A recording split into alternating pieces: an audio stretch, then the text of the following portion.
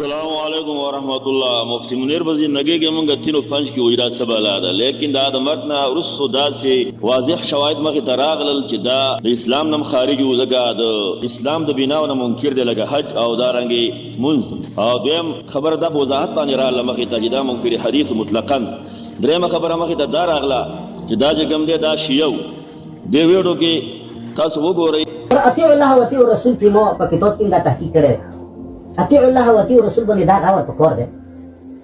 سو دیار لسکولا مکی کی پیغمبر علیہ السلام تیر کری دی و 86 صورتون رکھلی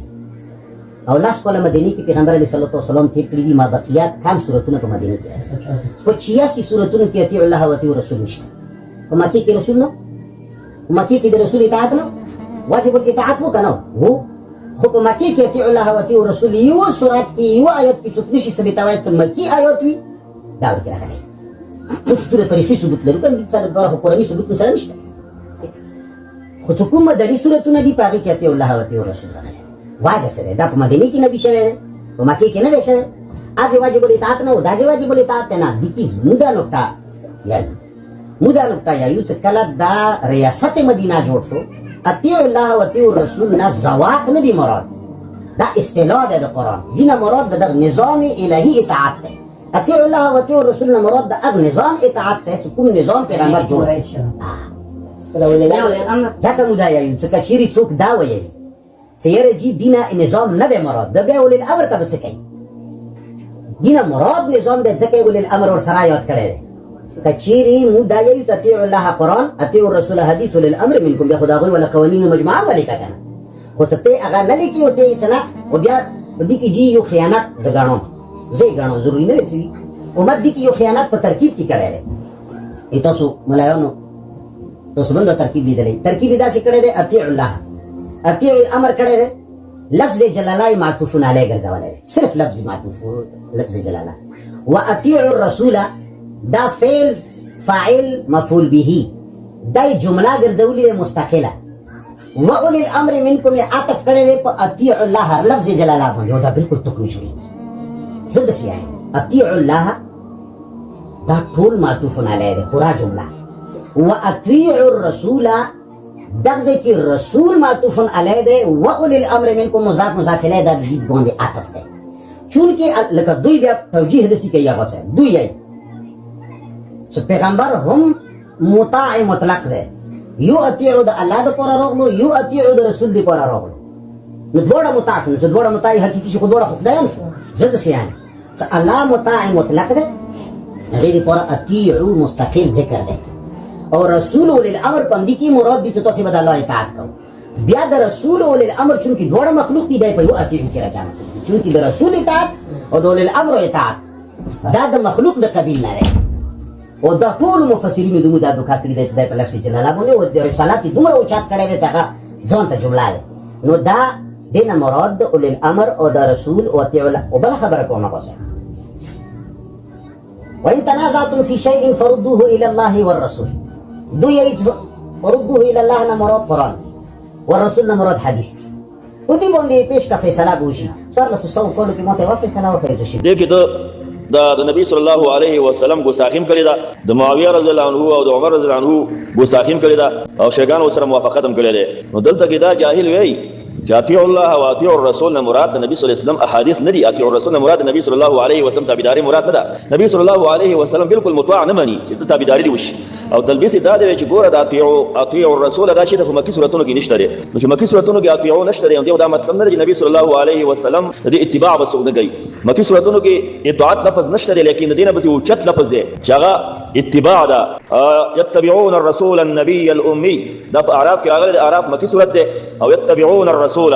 متقین هغه کسان دي چې د نبی صلی الله علیه وسلم تابعداري کوي واتبعوه لعلکم تهتدون الله وی د دې نبی تابعداري وکړئ اتباع وکړئ دیر پر تاسو کامیاب شئ یو اطاعت ته بل اتباع ده دغه عموم خصوص ده هر متبع مطیع ده او هر اطاعت دا اتباع نه ده هر مطیع متبع نه ده هر متبع دا مطیع ده نو په مکی سورتونو کې نبی صلی الله علیه وسلم په اتباع باندې امر راغلی ده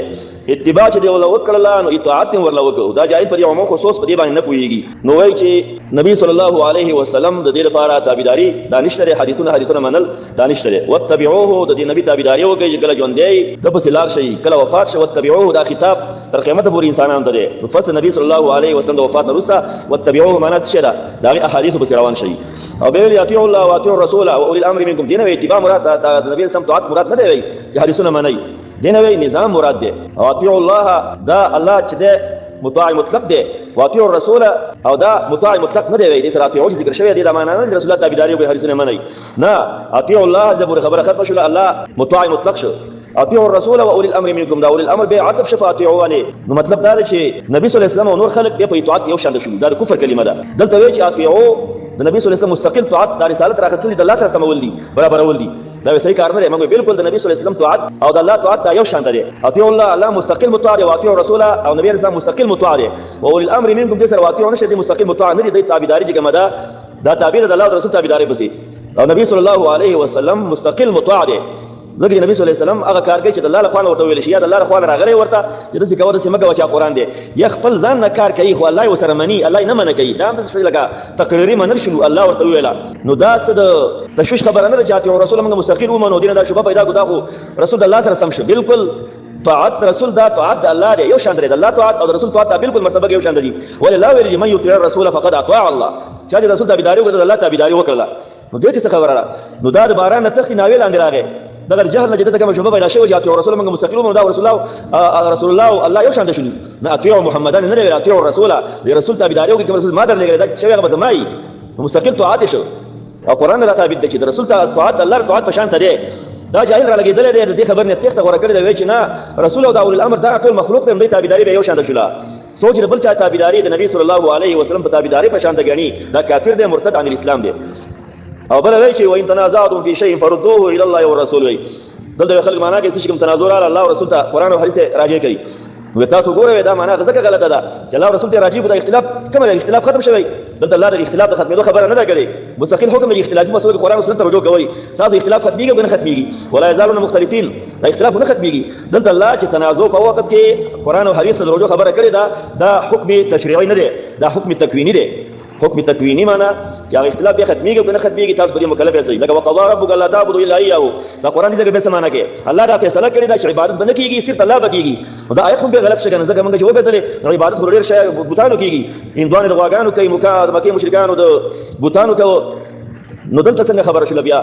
دا وی چې په حدیث باندې الله اختلاف ختميږي او حالدار په حدیث باندې اختلاف ختم شوی نه دی نو الله وی چې الله فیصله دار چې الله نه علاوه بل عبادت بنه کیږي او حالدار بل عبادت کیږي جواب دار وقضاء قضاء تشریعي ده دا قضاء تکوینی نه ده چې خامخا به دا کار کیږي د الله قضاء تکوینی چې هغه به کار خامخا کیږي د الله بل عبادت نه کیږي دا تشریعي ده الله تشریع راولې کله د عبادت د الله په کار دی او بعض خلک دا تشریع ونه منله د الله عبادت نه کوي وان تنازعتم فی شیء فردوه الى الله ورسوله دا حکم تشریعي دی چې د الله او رسول ته قران او حدیث راجع کوي نو دې معنا دا نه چې خامخا دا کار بکیږي دا اختلاف به ختميږي نه دا تشریع الله راولې کله نو څوک منی او څوک نه منی ځکه اختلاف بعض څه دی او مغز جاری دی بل دا دلته دا شیګانو ته ویل لکه امام علي رضی الله عنه سره امام یادوي او عمر او معاویه رضی الله عنهما دغه سپک یادوي دا سپک سره دا چې کوم دا شیعه دی دا شیعه